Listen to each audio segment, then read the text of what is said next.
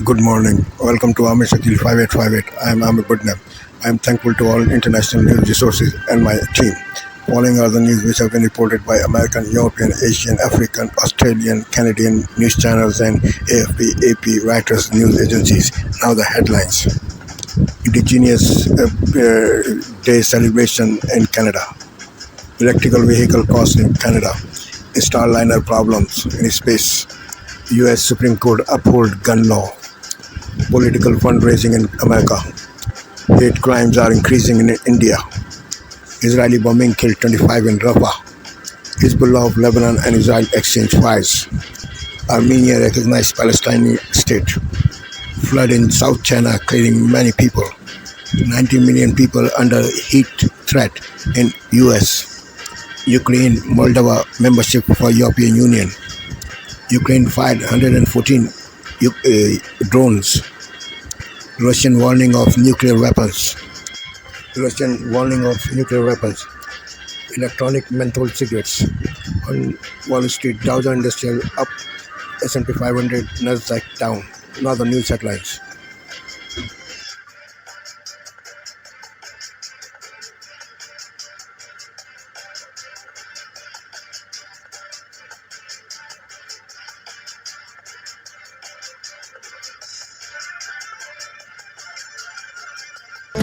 Oh my God. Tonight, horror at an Arkansas grocery store as a shooter opens fire. I thought it was fireworks. They told me to turn around, active shooter. 3 people are dead. 10 others are hurt, including 2 officers. New details about how the suspect was taken down. The CBS Evening News starts now.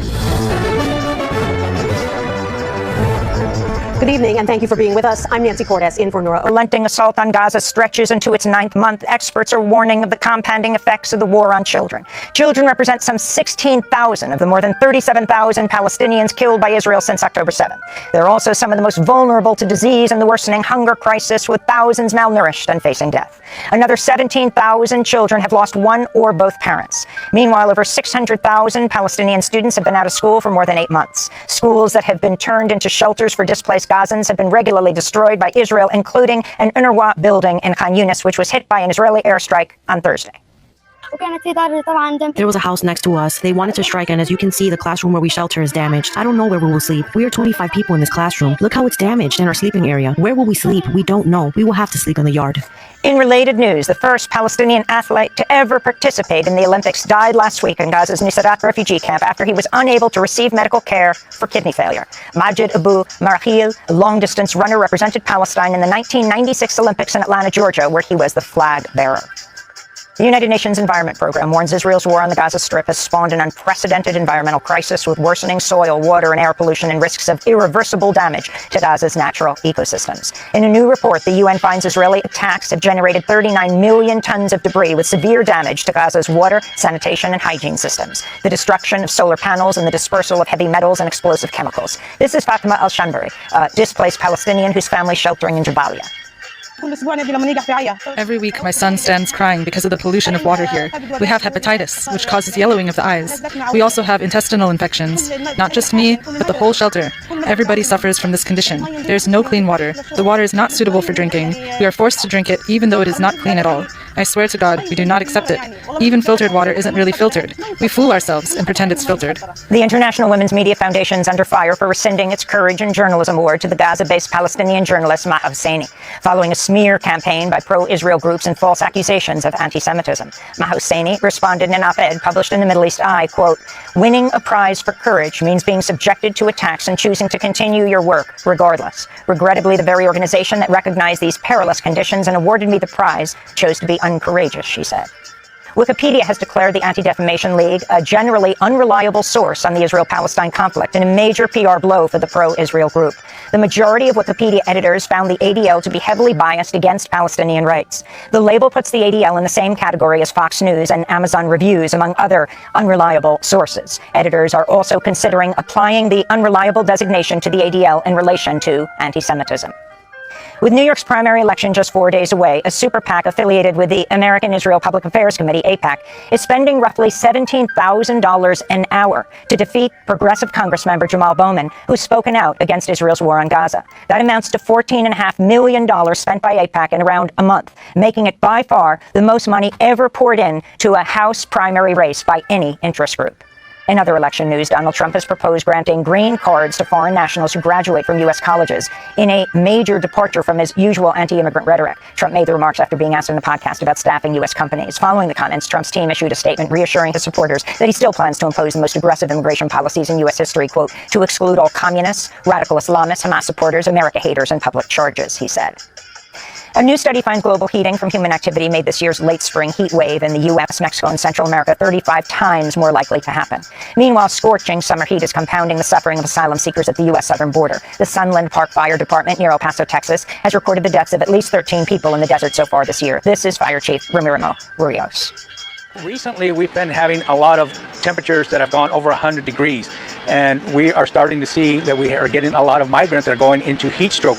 And so now we're having to deal with having to use what we call ice baths. So it's a rapid cooling technique that we're using by putting them in a body bag and then filling them up with ice, water, and ice so that we can bring the temperature down. Hawaii has reached a legal settlement with a group of youth climate activists who sue the state over its greenhouse gas emissions. Under the legally binding agreement announced by Governor Josh Green, Hawaii agrees to fully decarbonize its transportation systems to achieve zero emissions no later than 2045.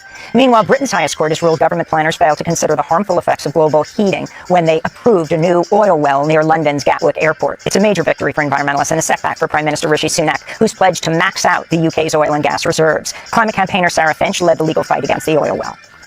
Climate science, we hear a lot about tipping points, Amazon deforestation, melting permafrost, things that accelerate global warming in an unpredictable and frightening way. I think today we've just seen a tipping point in the other direction. No longer will any planning authority be allowed to wade through fossil fuel production without fully considering the climate impact. The U.S. Supreme Court upheld the Trump-era tax on overseas investments. The case stemmed from a challenge to the mandatory repatriation tax by a couple who sought to avoid paying a one-time $15,000 tax levy related to an investment in an India-based company. Senator Elizabeth Warren welcomed the decision, saying, quote, right-wing billionaires hoped an obscure legal case would blow up the tax code to avoid paying what they owe, but this effort failed, she said. Analysts warn the ruling, however, does not resolve the constitutionality of wealth taxes, and billionaires could challenge future laws requiring them to pay their taxes. Vladimir Putin met with Vietnamese Prime Minister Pham Minh Chinh in Hanoi Thursday, with the two nations pledging closer cooperation on energy and security. Meanwhile, South Korea summoned Russia's ambassador and said it'll consider supplying weapons to Ukraine after Putin and North Korean leader Kim Jong-un signed a mutual defense pact this week. Speaking from Hanoi, Putin said Moscow is considering lowering the threshold for use of nuclear weapons and supplying arms to Pyongyang. We reserve the right to supply weapons to other regions of the world. Bearing in mind our agreements with the Korean People's Democratic Republic, I don't exclude that either. And the acclaimed actor and lifelong activist Donald Sutherland has died at the age of 88. During the Vietnam War, Sutherland, Jane Fonda, and others formed an anti-war roadshow called the FTA, or Free the Army. Modeled after Bob Hope's USO tour, the group traveled to perform for soldiers who came out against the war. In 2017, declassified documents showed Sutherland was on the National Security Agency's watch list between 1971 and 1973. On the big screen, Sutherland was known for his scene-stealing roles in JFK, The Hunger Games, Don't Look Now, Invasion of the Body Snatchers, and Pride and Prejudice, among others. Donald Sutherland has 5 children, including the actor Kiefer Sutherland. Kiefer Sutherland's maternal grandfather, Tommy Douglas, is considered the father of Canada's single-payer healthcare system. And those are some of the headlines. This is Democracy Now!, democracynow.org, The War and Peace Report. I'm Amy Goodman.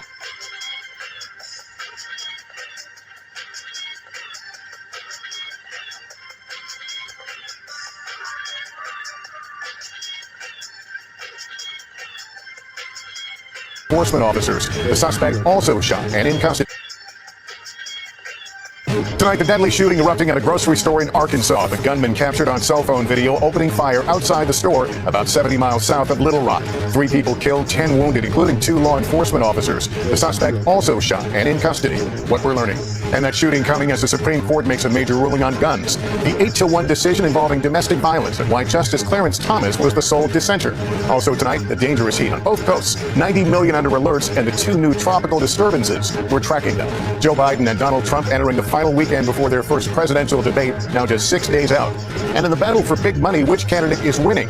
Plus, our new reporting, the top 3 names on Mr. Trump's VP list. The horrifying murder in Houston, a 12-year-old girl killed, the 2 undocumented migrants now charged after being released into the U.S.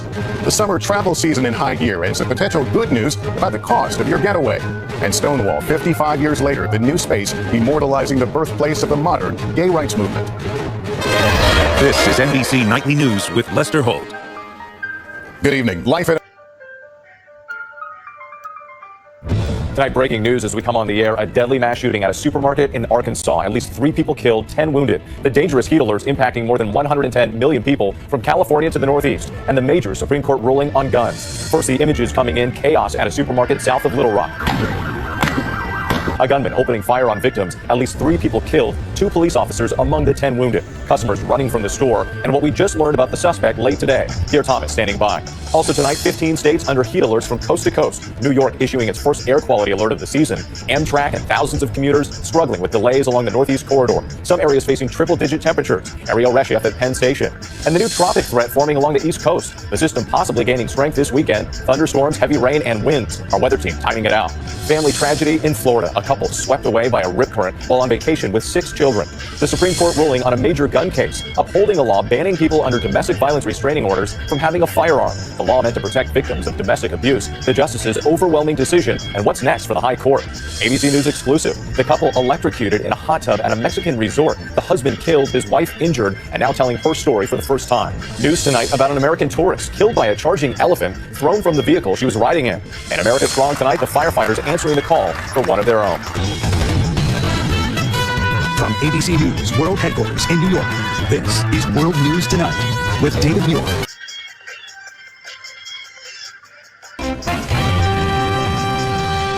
Good evening, I'm William Brangham. Amna Nawaz and Jeff Bennett are away. On the NewsHour tonight, the Supreme Court upholds a gun control law that prohibits domestic violence abusers from owning guns. We take a closer look at the political fundraising after the Biden and Trump campaigns received multi-million-dollar donations from billionaires. And following Prime Minister Modi's securing a 3rd term in office, Muslims in India continue to face discrimination and hate. We felt terrible. We wondered why they were demolishing our mosque and school. It didn't do any harm to anyone. They told me, this is not your school. This is the government's land now.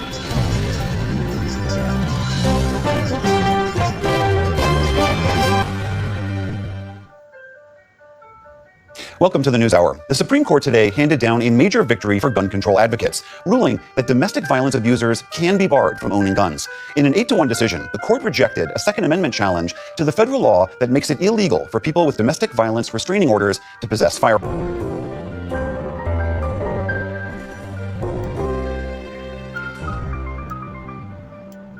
In the day's other headlines, health officials and emergency workers in Gaza say that Israeli airstrikes on camps near Rafah have killed at least 25 people. 50 others were injured. It's just the latest attack on southern Gaza, where hundreds of thousands have sought shelter from the ongoing fighting. For its part, Israel's military released video of its continued ground offensive against Hamas. Meantime, in Lebanon, recent Israeli airstrikes have left southern border towns in ruins. Near daily exchanges of fire between Israel and Hezbollah prompted the UN chief to issue a stark warning.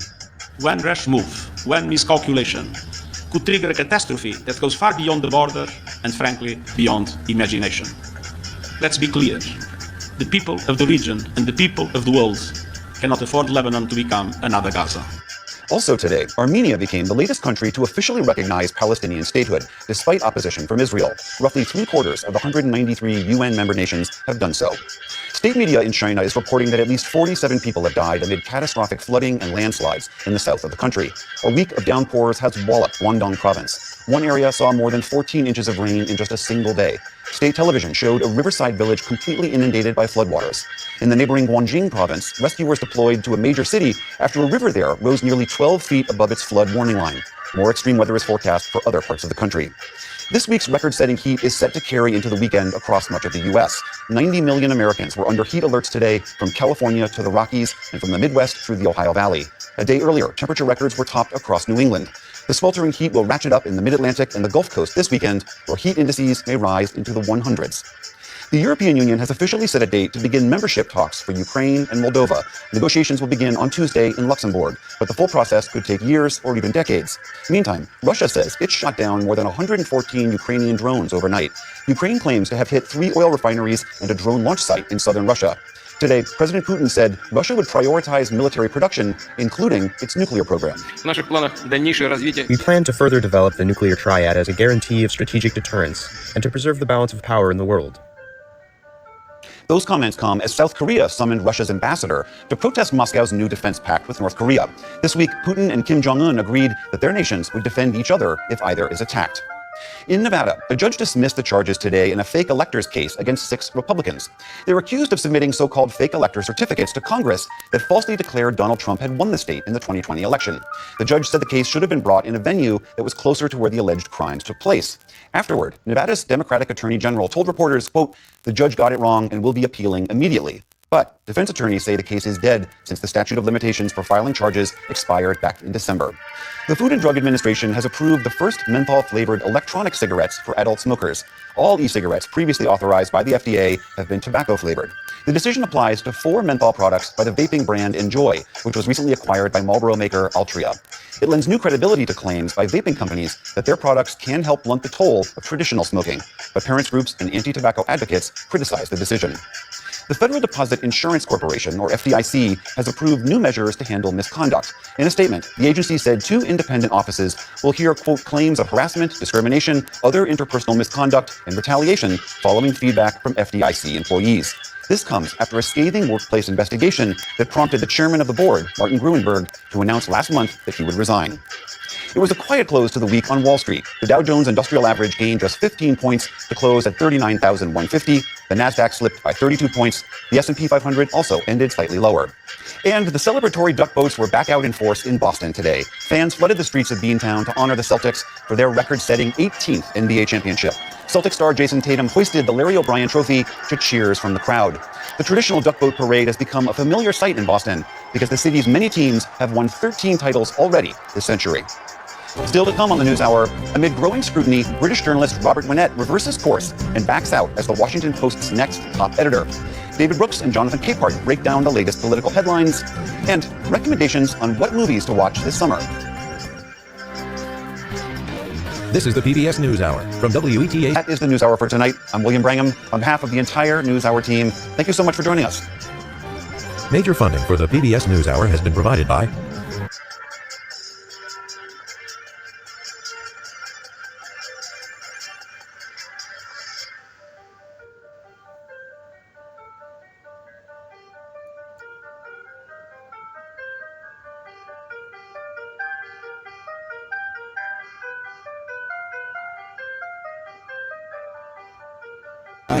Nitu Garcha.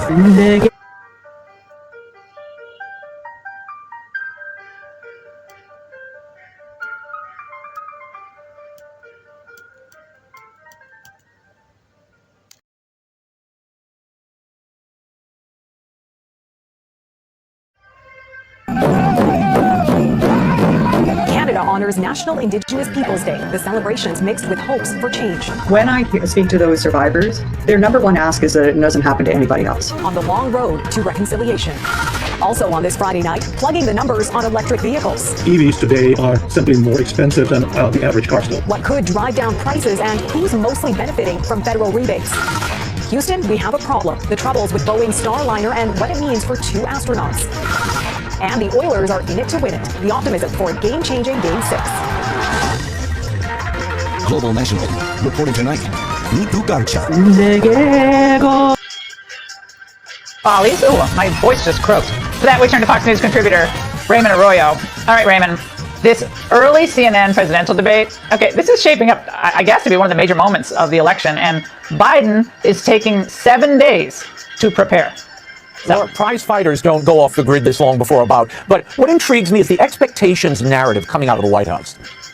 This is going to be a robust preparation led by his former chief of staff, Ron Klain. I'm also told that we should expect some surprises as well, because this is such a critical performance for President Biden, not only on the content, but on his physical performance as well.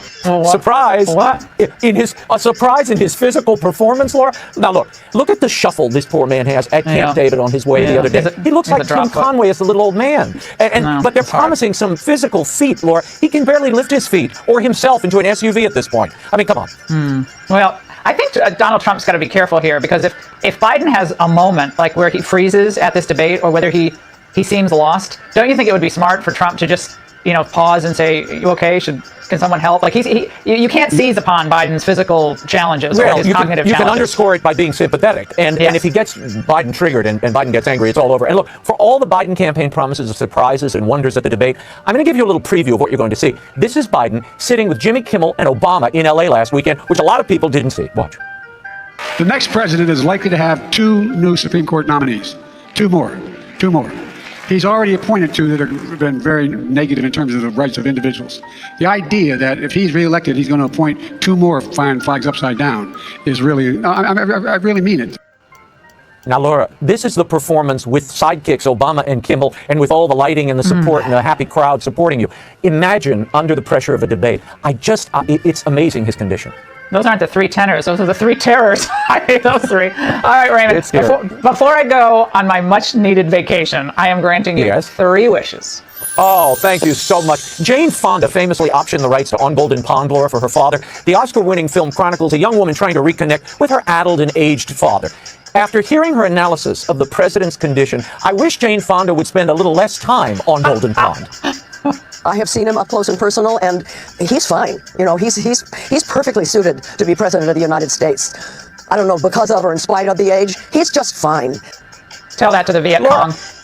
Right, she's 86 years old, by the way. She's 5 years older than Biden. Look how incredible she looks and sounds. Heck, with her climate change support for abortion, she should run for president of the United States. Well, he's fine. Oh, please. This is all just smoke and mirrors. I mean, whatever. All right, what's your second wish?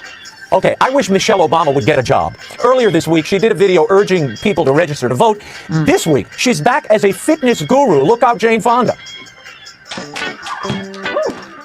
Still got it. Do you? At Plessy, we're on a mission to raise a healthier generation. So I'm challenging you to show us all the fun and unexpected ways you stay active. Well, she's in good shape. I think that's nice. Well, look, the reason that her omnipresence is so important is because Kamala Harris, obviously, you can't run her, and depending on what happens to Biden, who knows what will happen. All right, Raymond, thank you. Sorry we couldn't get to all 3 wishes. Hey, Sean Hannity here. Hey, click here to subscribe to Fox News YouTube page. Tonight, they've done it again, keeping hope alive for a Canadian Stanley Cup win. Fans pumped up for the Edmonton Oilers. Scores! The stage is set for Game 7 in Florida. Some optimism in the wildfire fight that forced a town to flee. All in all, a pretty good day.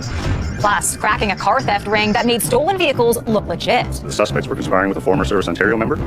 Also, altitude alert. The investigation after a jet comes in dangerously low. They blew through an assigned altitude and continued to get very close to the ground. And a red rocket romance. When he first saw my mom get on the streetcar, he said he envisioned her in a wedding dress. The tribute to a life together that started on a Toronto streetcar.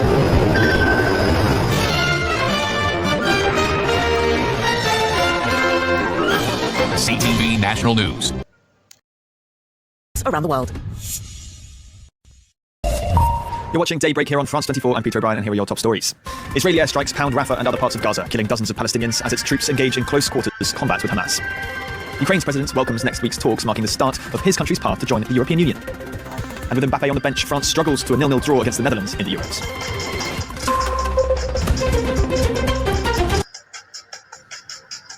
The Red Cross says 22 people were killed and 45 wounded in shelling which damaged its office in Gaza on Friday, as Israel steps up strikes on the besieged territory and pushes to complete its capture of Rafah. Israel hits the coastal Al-Nawasi area north of the city, where the Red Cross office is located, as are many displaced families living in tents. Elsewhere, a hospital reported at least 30 dead amid the shelling. Liz O'Connor offers more. Panic and chaos in Khan Yunis as Palestinians rush the dead and injured to the local hospital. They've been hit by an airstrike targeting the humanitarian area of Al-Nawasi near the coast, where tents of displaced Palestinians and a Red Cross base were located, leaving many survivors to mourn their relatives. This afternoon, they fired a bomb near the Red Cross. We're located near the Red Cross. My husband ran to check. They're fired again. There were casualties and people gathered there. I tried to call my husband, but he didn't answer. There was a strike. My 2 sons left after they heard the women and children screaming. They went to save the women, and that's when the second missile hit, and my sons were martyred. The ICRC confirmed on Twitter that the shelling had been fired dangerously close to humanitarian structures marked with the Red Cross emblem. The strike damaged the structure of the ICRC office, which is surrounded by hundreds of displaced civilians living in tents, including many of our Palestinian colleagues. The Israeli authorities say the incident is under review, adding that an initial inquiry shows no indication of the strike being carried out by the Israeli army. Strikes are also increasing across the Lebanese border between Israel and the Iran-backed militant group Hezbollah. Hezbollah claimed a number of attacks on Israeli positions near the border on Friday, 2 of which using drones, and said it fired dozens of rockets at a barracks in northern Israel on Thursday. Israel says it's carried out retaliatory airstrikes on southern Lebanon. UN Secretary General Antonio Guterres warned the hostilities could trigger a catastrophe beyond imagining. Let's be clear. The people of the region and the people of the world cannot afford Lebanon to become another Gaza. To Ukraine now, the Energy Ministry says Russia launched a massive attack on energy infrastructure overnight, saying installations have been hit in Zaporizhia in the south and Lviv in the west. It comes after Russian-installed officials said a Ukrainian drone attack knocked out 2 electricity substations near the occupied Zaporizhia nuclear plant, cutting power to nearby residents. Our correspondent Gulliver Cragg sent us this report on the battle for eastern Ukraine. Chasiv Yar is a small town in Donetsk region, but it's of huge strategic importance because it's on a hill, and so it would really give the Russians, if they manage to take it, an advantageous place from which to launch their attacks on bigger cities to the west and north, Kramatorsk, Slavyansk, Konstantinivka. But the Russian armed forces have actually been at the gates of Chasiv Yar for weeks now, right on the edge of town. But there, the geography, I think, is favourable to the Ukrainians, partly because of the hills and also because there's a canal that runs along the eastern side of town where the Russians are attacking from. So they haven't been able to move forward in recent weeks, and I haven't seen any indication that they have made any advances in the last day or two, but they're certainly piling on the pressure because it's probably the most important strategic target for them at the moment. But actually, Volodymyr Zelensky, the Ukrainian president, said today that the fiercest fighting in Donetsk region is going on not there, but further to the south, where the Russians are trying to advance towards Pokrovsk, which is a bigger town further to the west of Donetsk. In that direction, where the Russians have been actually advancing by very, very small steps, but little by little they've been gaining ground pretty much every day for the past few weeks. There's also the possibility that they could start attacking in a northward direction and have some kind of a pincer movement closing in on Chasiv Yar if they manage to take the town of Toretsk. Apparently, the brigade that has deployed at least some of its forces to strengthen the defenders of Chasiv Yar was previously fighting in the Toretsk direction. I don't think that the Ukrainians plan to leave Toretsk undefended, but I mean, obviously they don't announce in detail what their strategic maneuvers are. We can only presume that if they've sent people from Toretsk to defend Chasiv Yar, they're sending more reinforcements to defend Toretsk because they're under pressure in really a range of locations in Donetsk region. The Ukrainian President Volodymyr Zelensky on Friday welcomed the launch of talks with the EU next week, which will formally mark the start of Kyiv's path towards joining the bloc. European Union ministers will start negotiations with Ukraine and then with Moldova and Luxembourg on Tuesday. Ukrainian officials hope the talks will facilitate more EU aid for its war efforts. Our Brussels correspondent Dave Keating has more. What's happening on Tuesday is the start of accession negotiations between the EU and Ukraine. It's a very big step, and it's happening because this was rushed through the Council, that is the body of the national governments, really quickly over the past 2 weeks. They had to rush it through because Hungary will be taking over the rotating presidency of the Council of Ministers on the 1st of July. And Hungary has openly said that they will not be advancing accession talks in the Council in any way during their 6-month presidency. So the fact that they've signed off this negotiating mandate means that it's handed over to the Commission, and so Hungary can't mess with it. The Commission will be conducting these negotiations based on this negotiating mandate agreed by member states, and this was signed off by Hungary in the end, this negotiating mandate. So this is a long process, and normally this takes many, many years, let's say 6 to 8 years. For some countries it goes faster, for some countries it goes very slowly. For countries in the Western Balkans, this has gone extremely slowly, and that's part of Hungary's objections. So Hungary has said that if the secession process moves forward with Ukraine, they need those accession talks with the Western Balkan countries, particularly Serbia, to move just as fast. So we can expect that these talks over the next 6 months will continue. There can't be any advancements in the Council while Hungary has the presidency, that's clear, but there won't necessarily need to be because it will be the Commission conducting these talks. And as they go forward, the big question is chapters. They'll open up different chapters of negotiation as they go ahead. To other news now, at least 12 people have been killed and 75 injured in a fire in southeast Turkey, which has wiped out flocks of hundreds of animals. The blaze is believed to have begun by the traditional burning of crop stubble after harvesting, but due to high winds and dry conditions, it got out of control.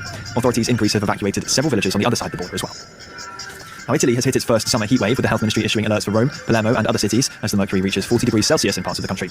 Campaign group Greenpeace used a thermal camera to even measure temperatures above 50 degrees in parts of the capital, including the Colosseum.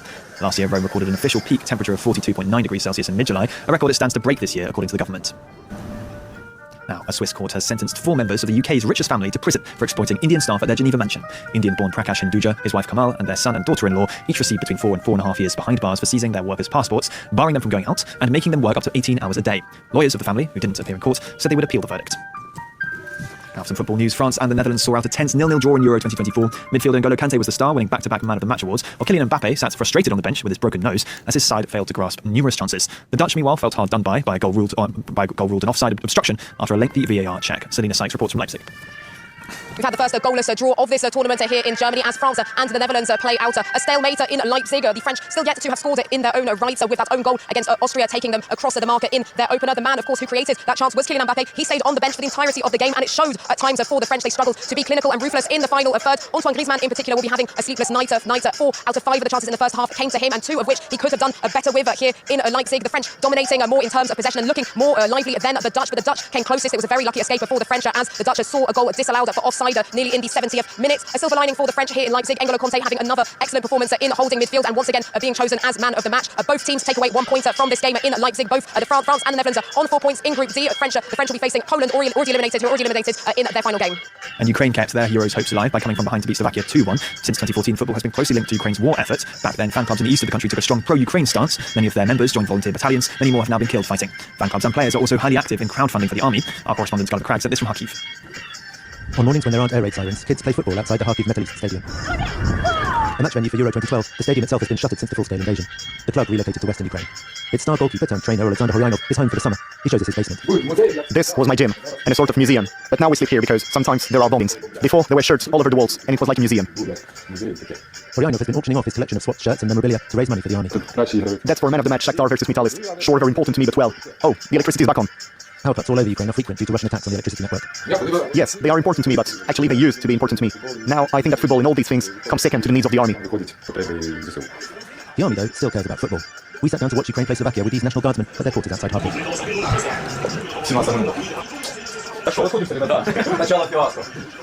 Ronya has to leave at half-time to go and stand guard.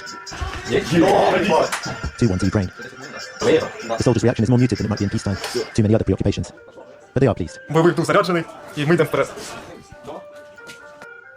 That's all the latest news. Stay tuned to France 24 for more coming up.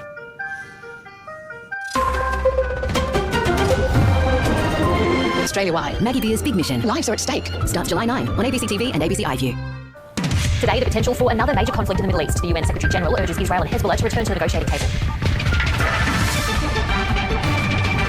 Peter Dutton sells his nuclear energy policy to the Liberal Party faithful, claiming it will cost less than renewables. And the Health Services Union calls for upgraded security following a stabbing attack at Sydney's Westmead Hospital. Hello and welcome to ABC News. I'm Ruby Cornish. The head of the United Nations has issued a strong warning about the possibility of an all-out conflict between Israel and Hezbollah. As cross-border tensions rise, Antonio Guterres said the world could not afford for Lebanon to become another Gaza. The Israeli army says these images show strikes on Hezbollah weapons storage facilities in southern Lebanon as hostilities. This is Asia Now. Hello, it's 2 p.m. in Singapore and Hong Kong, 11:30 in New Delhi, 1 o'clock in Jakarta. I'm Angela Lim at this hour. The death toll rising from disastrous floods in southern China. More than 50 people have been killed as torrential rains continue to lash the region. Germany insists new EU tariffs on China are not a punishment. Berlin's economy minister Robert Habeck is on a delicate diplomatic visit to Beijing as concerns grow about the looming trade war. And Jakarta marks the anniversary of its founding today as efforts gather steam to shift the seat of government from the city to East Kalimantan in Borneo. Jakarta celebrates its 497th birthday on 22nd June, the last time it's commemorating the event as the country's capital. How will Jakarta transform itself into an economic hub and a global city?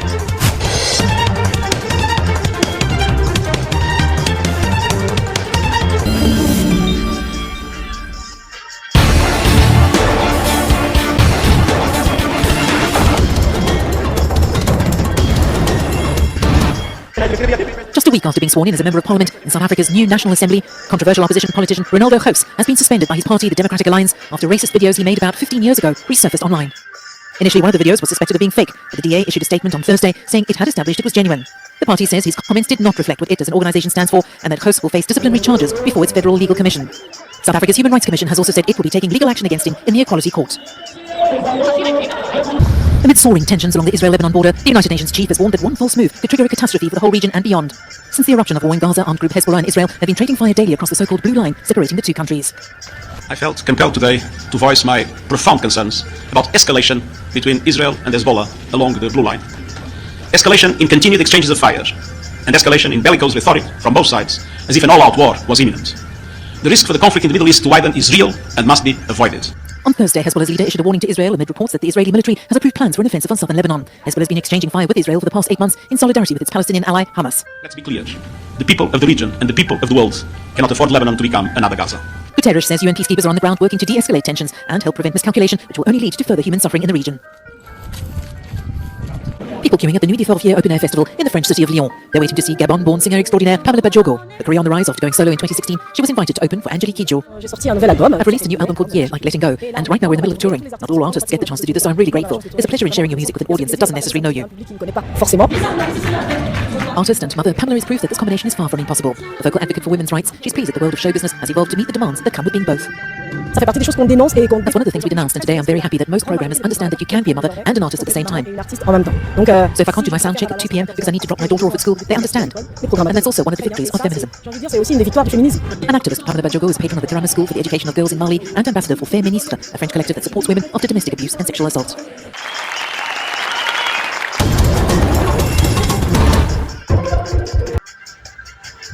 Thank you for watching and privilege of your time.